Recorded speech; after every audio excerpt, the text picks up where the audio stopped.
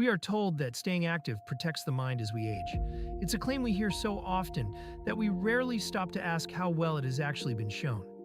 But one study of twins found something firmer, and it began, of all places, with the legs. Researchers in London followed more than 300 older female twins for a full 10 years. That is a long time to watch a person change.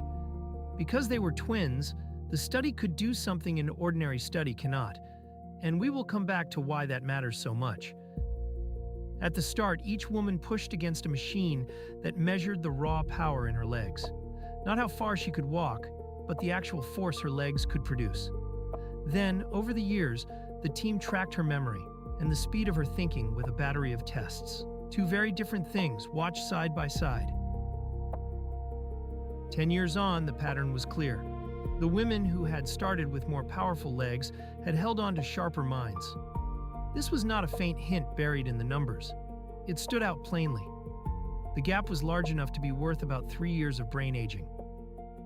And here is the telling part. The measured power in their legs predicted the aging mind better than what the women themselves said about how active they were. A hard measurement carried more truth than a questionnaire. Now to why twins matter.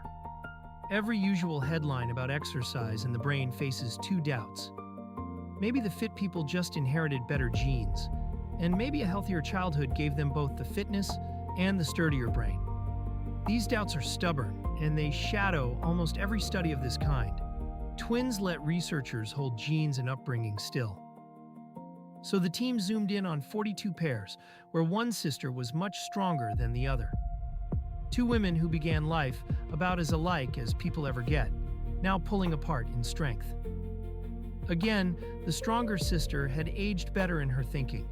Same genes, same upbringing, different legs, and it seems different brains. It even showed in the brain itself. More leg power lined up with more brain tissue years later.